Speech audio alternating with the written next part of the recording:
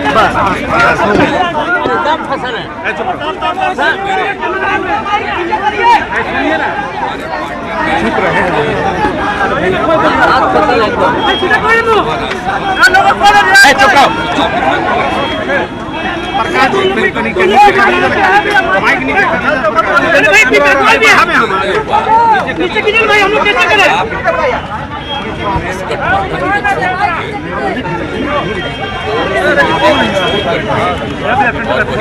देने के लिए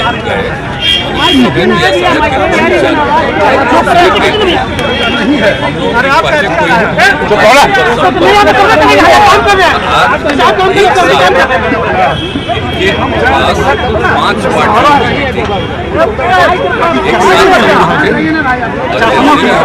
त्याग पत्र दिया, इनके यहाँ गए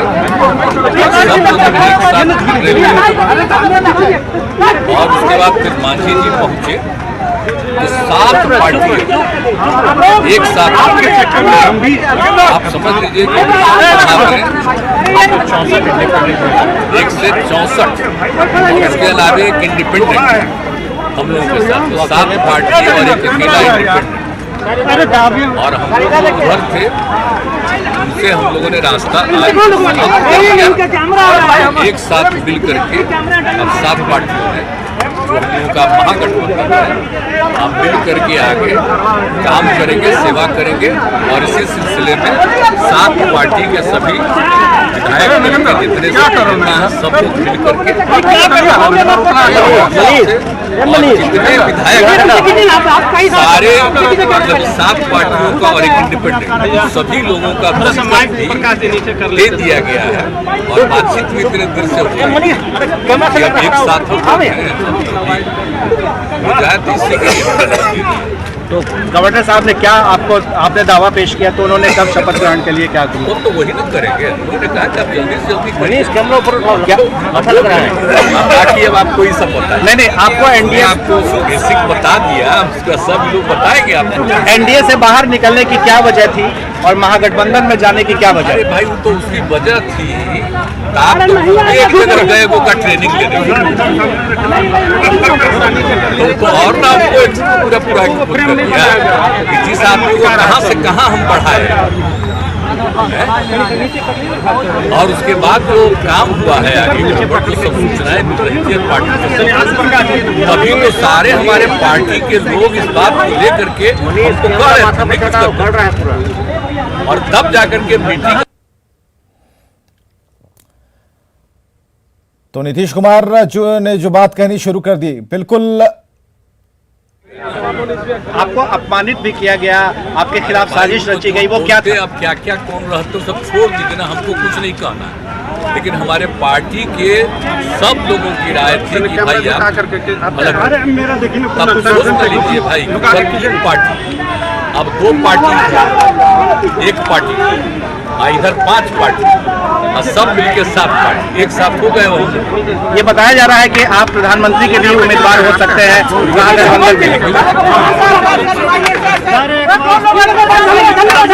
बिहार का एजेंडा क्या होगा? बिहार का एजेंडा क्या होगा?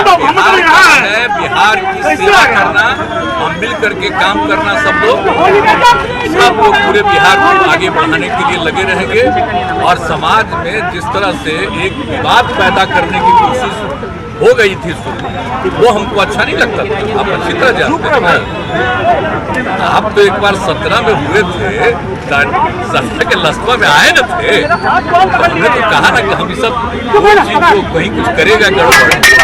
जो कुछ होता है विभिन्न धर्म के लोगों का तो वो सब हम लोग नहीं करते, तो सबका एक आप लोग जानते हैं जो परिस्थिति बन रही थी अच्छा नहीं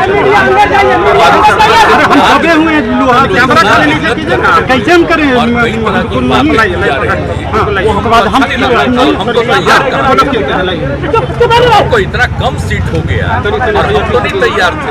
आप कैसे भी तैयार हो गए? हम तैयार उन लोगों के बार बार आग्रह पर हम, लेकिन उसके बाद भी जिस तरह का जो हो गया और अपने हम तो चुपचाप थे, अब पार्टी के सब लोग धीरे धीरे कहने लगे और कह दिए, तब सब से बातचीत हो गई और हो गया कि भाई आपने कहा था कि भ्रष्टाचार से और कम्युनिज्म से समझौता नहीं करेंगे। तेजस्वी यादव पर भ्रष्टाचार का आरोप है। का सवाल ही नहीं पैदा होता है, शुरू से कभी नहीं हुआ। मनीष और समाज के किसी तरह के भ्रष्टाचार को स्वीकार करते हैं, हर तरह से काम करते हैं, सब लोग मिल के अब हम लोग करते ही रहेंगे, कोई चिंता नहीं। आगे क्या होगा, अब हम लोग सब एक साथ रहेंगे और दूसरे राज्यों में भी जो कुछ भी करना होगा वो सब करते रहेंगे। सीबीआई ईडी का क्या गलत इस्तेमाल हो रहा है? सीबीआई ईडी का क्या गलत इस्तेमाल हो रहा है? सीबीआई ईडी का क्या गलत इस्तेमाल हो रहा है? कोई नहीं।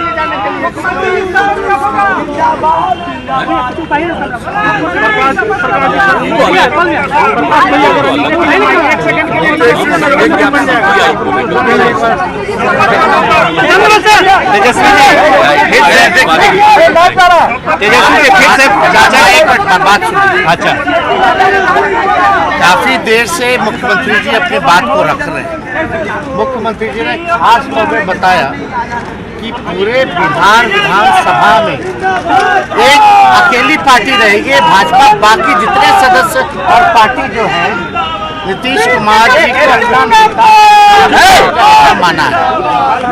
और सोचने वाली ये बात है, पूरे नॉर्दर्न इंडिया में अगर आप देखें, हिंदी पट्टी में देखें तो भाजपा का अब कोई अलायंस पार्टनर नहीं रहा, एक भी अलायंस पार्टनर भाजपा का नहीं है।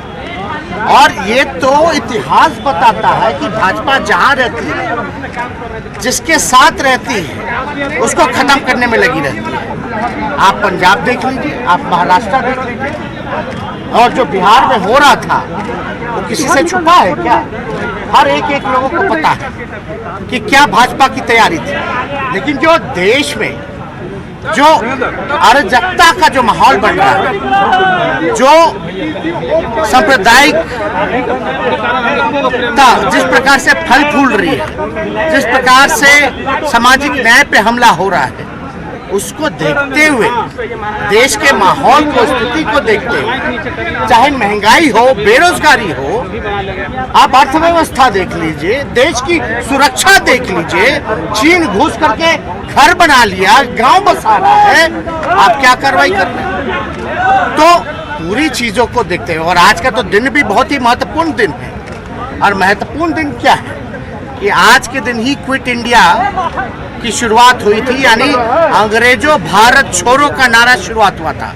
तो आज बिहार ने एक बार फिर से दिखा दिया है, देश को संदेश दिया है, टोटल देश के जितने विपक्ष हैं उनको संदेश दिया है, एक दिशा दिखाने का काम किया है कि जो मजबूती के साथ जनता के सवाल को लेकर के लड़ता है, वो मजबूती के साथ जो है जनता के साथ जो खड़ा रहता है, वो को जनता जो है पूरी तरीके से स्वीकार करती है और जनता विकल्प चाहती है। आप देख लीजिए, बिहार को विशेष राज्य का दर्जा नहीं मिला, माननीय मुख्यमंत्री जी ने अपना काम किया, कई प्लेटफॉर्म पे इन्होंने प्रधानमंत्री जी के सामने पटना यूनिवर्सिटी की मांग की, लेकिन पटना यूनिवर्सिटी को उसका दर्जा नहीं मिला अब तक। विशेष पैकेज का क्या हुआ? तो कहीं ना कहीं से हर एक तरीके से बीजेपी ने धोखा दिया षड्यंत्र के तौर पे। तो ये बीजेपी जो करता है उसका एजेंडा फिक्स है। और जेपी नड्डा जी, ये जो लोकतंत्र की जननी है, यहाँ आकर के बोलते कि क्षेत्रीय पार्टियों को खत्म करेंगे, समाप्त करेंगे। तो इसका मतलब क्या है? यानी विपक्ष को समाप्त करेंगे। विपक्ष को समाप्त करेंगे मतलब लोकतंत्र को समाप्त करेंगे। यानी लोकतंत्र की जननी में आकर के आप लोकतंत्र को चुनौती दे रहे हैं, ये बिहार के लोग नहीं सहेंगे। ये हमारा दायित्व है सबसे पहले देश के संविधान को बचाना। और हम तो नीतीश कुमार जी को धन्यवाद देते हैं कि इन्होंने एक फिर से एक बार जो है लीडर निर्णय लेने का काम किया। आज बीजेपी का तो एक ही काम है, डराओ, जो डरता है उसको डराओ और जो बिकता है उसको खरीदो। पूरे देश में क्या हो रहा है आपको नहीं पता, अभी झारखंड में क्या हो रहा है नहीं पता, महाराष्ट्र में क्या हुआ नहीं पता।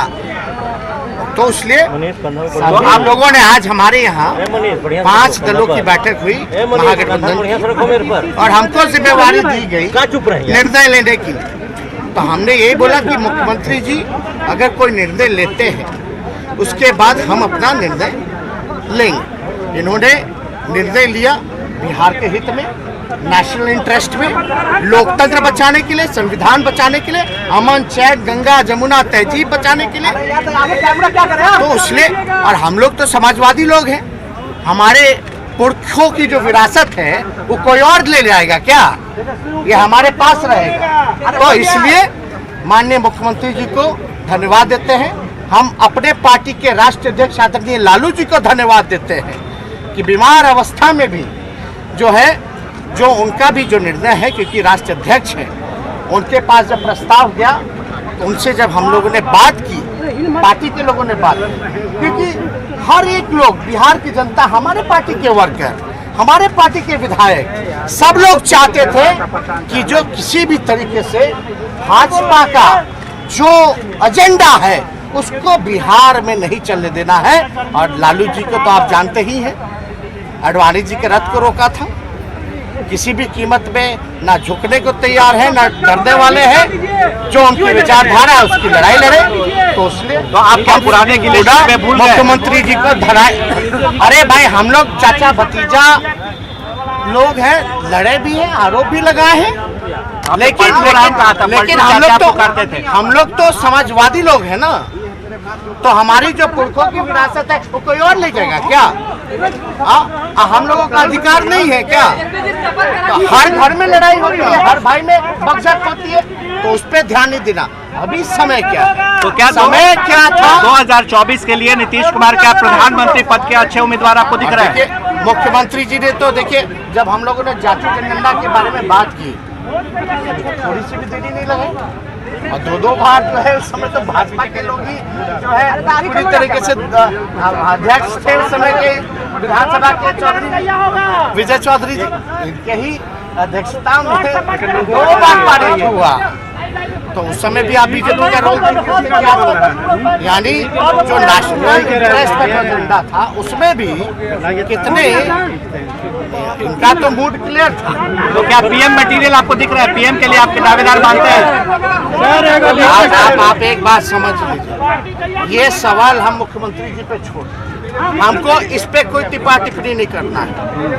लेकिन आप इतना तो आप जानते हैं कि सबसे देश में अगर सबसे कोई अनुभवी मुख्यमंत्री है तो नीतीश कुमार जी है। सबसे अनुभवी, परिपक्व काम तो किया ही, ऐसा कोई इनकार नहीं सकता। नरेंद्र मोदी को प्रचार का काम कर, नरेंद्र मोदी को क्या नीतीश जी दे सकते हैं चुनौती?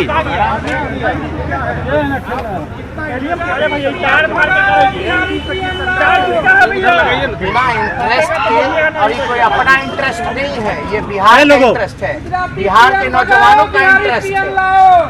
इसलिए 10 लाख जो रोजगार देने की बात किए थे, क्या आपकी सरकार में करेगी? लोगों की बात चलेगी। 10 लाख लोग तारीख तो तय हो जाने दीजिए, 10 लाख तारीख तय हो जाने दीजिए, जनता के दुख को दूर किया जाएगा।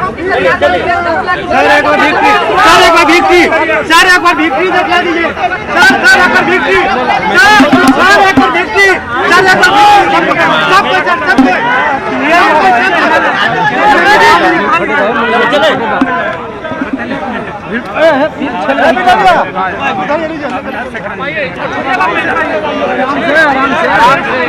पीछे जाइए सर, देखा नहीं है कहीं से।